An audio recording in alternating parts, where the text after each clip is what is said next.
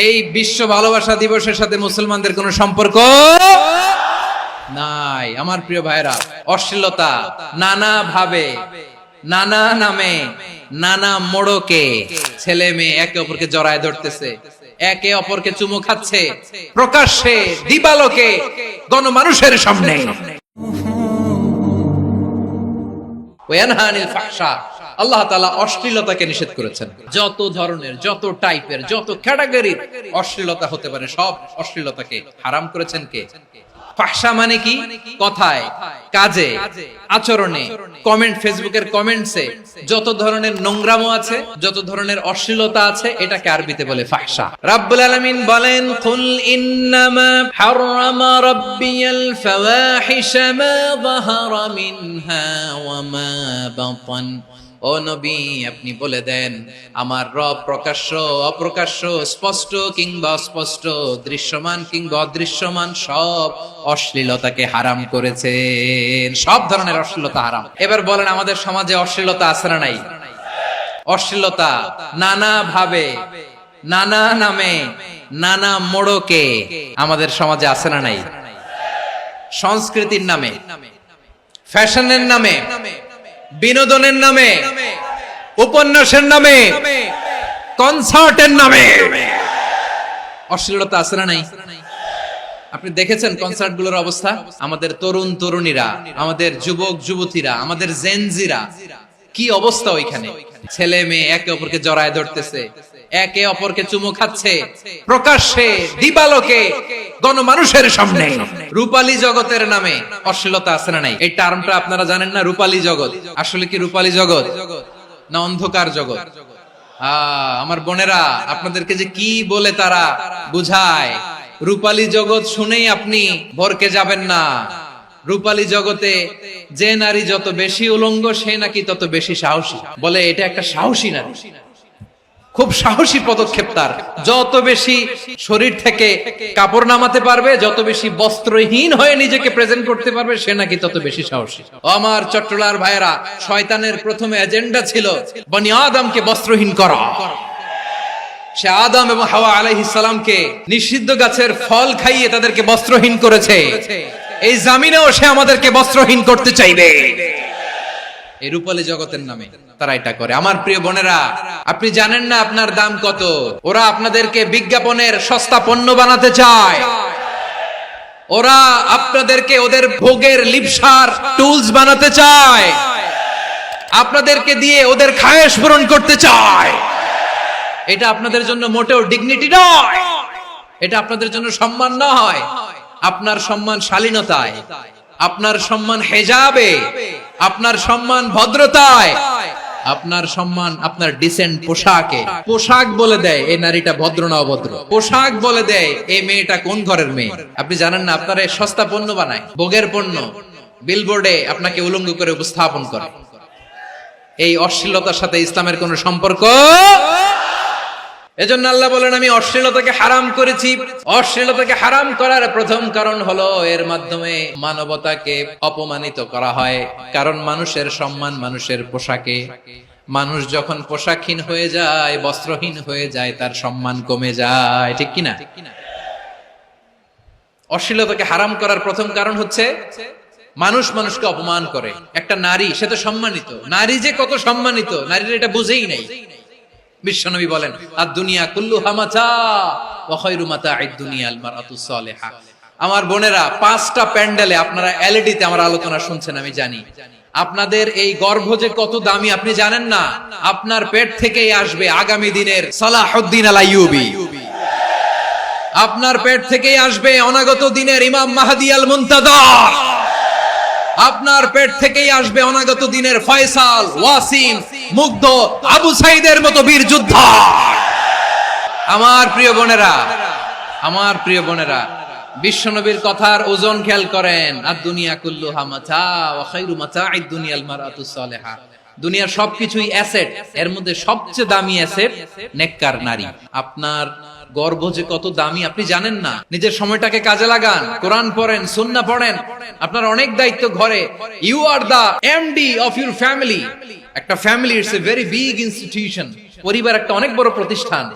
and you are the MD of your institution, আপনি এই পরিবারের MD, managing director of your family. এখানে আপনার কত দায়িত্ব।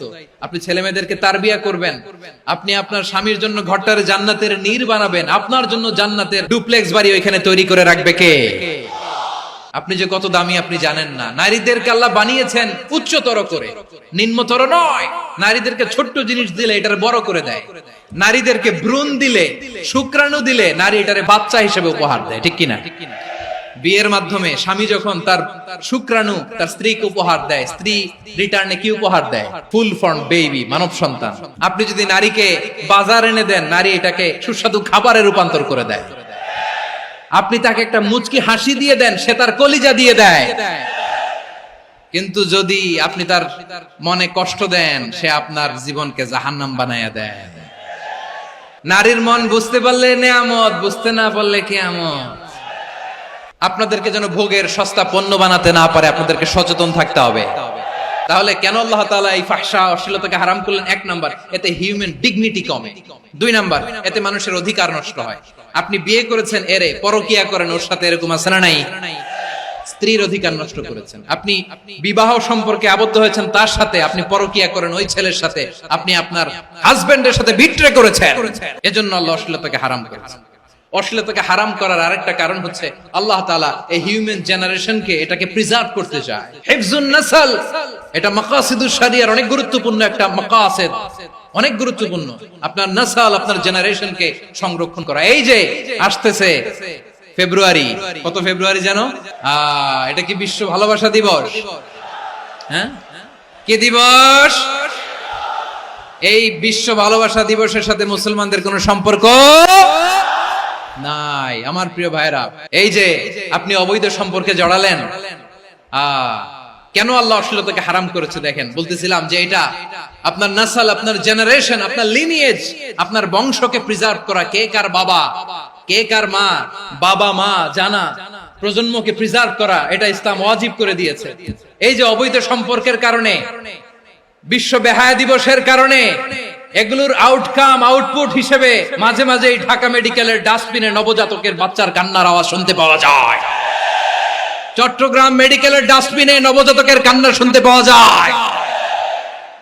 বীর চট্টলার মুসলমানেরা বুঝতে পারলে আওয়াজ করে বলেন, এই যে চট্টগ্রাম মেডিকেলে যে নবজাতকটা পাওয়া গেল, ওর বাবাকে আমাকে বলেন, ওর মাকে, ও কোন ফ্যামিলির সন্তান কেউ জানে? আপনি হিউম্যান ডিগনিটিকে অপমান করেছেন না? আপনি তার ভবিষ্যৎকে অন্ধকার করেছেন না? আপনি তার লিনিয়েজকে প্রশ্নবিদ্ধ করে দিয়েছেন না? এই জন্য আল্লাহ তাআলা অশ্লীলতাকে আমাদের জন্য হারাম করে দিয়েছেন। পড়েন সুবহানাল্লাহ। এই জন্য রব্বুল আলামিন বলেন, কুল ইন্নামা হারামা রাব্বিয়াল ফাওয়াহিশা মা যাহারা মিনহা ওয়া মা বাতান। প্রকাশ্য অপ্রকাশ্য সব অশ্লীলতাকে হারাম ঘোষণা করে দিয়েছে কে? আবার দুনিয়ার বুকে যারা অশ্লীলতার প্রসার করে তাদের জন্য শাস্তি মজুদ রেখেছে কে? রব্বুল আলামিন বলেন, ইন্নাল্লাযীনা ইউহিব্বুনা আন তাশিআল ফাহিশাতু ফিল্লাযীনা আমানু লাহুম আযাবুন আলীমুন ফিদ দুনিয়া ওয়াল আখিরাতি ওয়াল্লাহু ইয়ালামু ওয়া আনতুম লা তা'লামুন।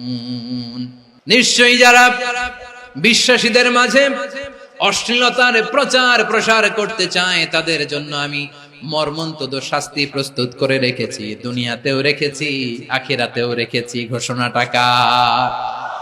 যারা এই নাটকের নামে, সিনেমার নামে, রূপালী জগতের নামে, মুভির নামে, ওটিটি প্ল্যাটফর্মের নামে আমার সমাজে অশ্লীলতা ছড়াতে চায়, তাদের জন্য কঠিন মর্মন্তুদ শাস্তি মজুদ রেখে দিয়েছে কে? ও আমার বোনেরা, এখনো আপনি জাগবেন না? এখনো আপনার চিন্তার দুয়ারে এখনো নাড়া পড়ে নাই? ওরা আপনাকে উলঙ্গ বানাতে চায়, ওরা আপনাকে আইটেম গার্ল বানাতে চায়। এজন্য ইসলাম অশ্লীলতাকে হারাম করেছে। হারাম। ইসলাম বলেছে যোজন যোজন দূরে থাকো, ওরা বলে না কাছে আসো, কাছে আসার গল্প, ক্লোজ আপ ওয়ান, কাছে আসার গল্প আছে না নাই? তাহলে অশ্লীলতার সাথে আমাদের কোনো সম্পর্ক? আমরা এই সমস্ত ক্লোজ আপ ওয়ান, কাছে আসার গল্পের প্রোগ্রামে যাব আমরা কোন ধরনের অশ্লীল কন্টেন্ট সোশ্যাল মিডিয়ায় টিভিতে দেখব Be a part of our vision. Do listen and share the khair.